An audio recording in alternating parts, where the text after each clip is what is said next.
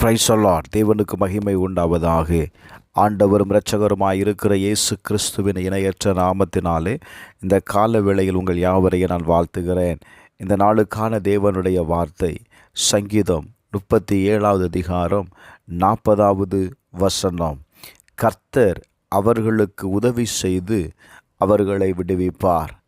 அவர்கள் அவரை நம்பி இருக்கிறபடியால் அவர்களை துன்மார்க்கனுடைய கைக்கு தப்புவித்து ரட்சிப்பார்.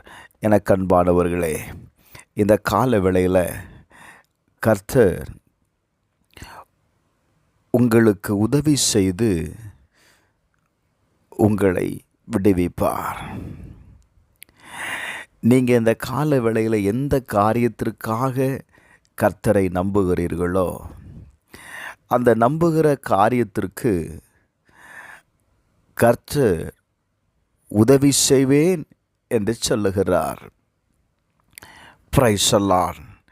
வேதத்தை கவனிக்கும்போது 1 நாளாகமம் 5:20 அவர்களோடு எதிர்க்க துணை பெற்றபடியினால் ஆகாரியரும் இவர்களோடு இருக்கிற யாவரும் அவர்கள் கையில் ஒப்பு கொடுக்கப்பட்டார்கள்.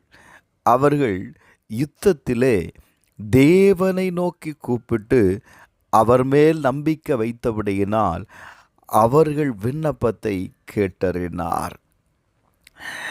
யுத்தம், அந்த யுத்தத்திற்கு கர்த்தரை நம்புகிறார்கள், அவர் மேல் நம்பிக்கை வைக்கிறார்கள். அவர்கள் நம்பிக்கை வைக்கிறதுனால அங்கே நடந்தது என்ன தெரியுமா? அவர்களை எதிர்க்க கர்த்தருடைய துணையை பெற்றுக்கொண்டார்கள். ஓ, பிரைஸ் தி லார்ட். தானியேல் 3:17 நாங்கள் ஆராதிக்கிற தேவன் எங்களை தப்புவிக்க வல்லவராய் இருக்கிறார். அவர் எரிகிற அக்கினி சூளைக்கும் ராஜாவுடைய உம்முடைய கைக்கும் நீங்களாக்கி விடுவிப்பார். அவர்கள் தேவன் மேல் நம்பிக்கை வைக்கிறார்கள். இந்த ஆபத்திலிருந்து ராஜாவின் கைக்கு நீங்களாக்கி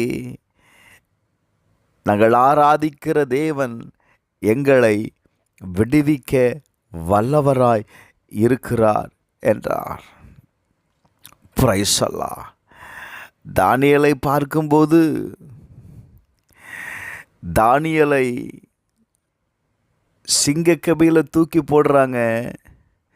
ஆனால் வேதம் சொல்லுகிறது, அவன் தன் தேவன் பேரில் விசுவாசித்திருந்தபடியால் அவனில் ஒரு சேதமும் காணப்படவில்லை.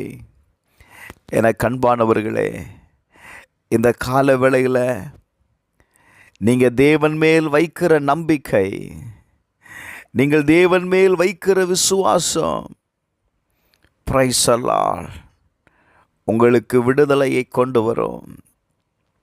கர்த்தர் உங்களை விடுவிக்க வல்லவராயிருக்கிறார். உங்களுக்கு ஒரு சேதமும் உண்டாகாது. உங்களுக்கு விரோதமாய் எழும்புகிற எல்லா துன்மார்க்கனுடைய கைக்கும் அவர் என்ன செய்வார் தெரியுமா? தப்புவித்து உங்களை ரட்சிப்பார். எனக்கு அன்பானவர்களே,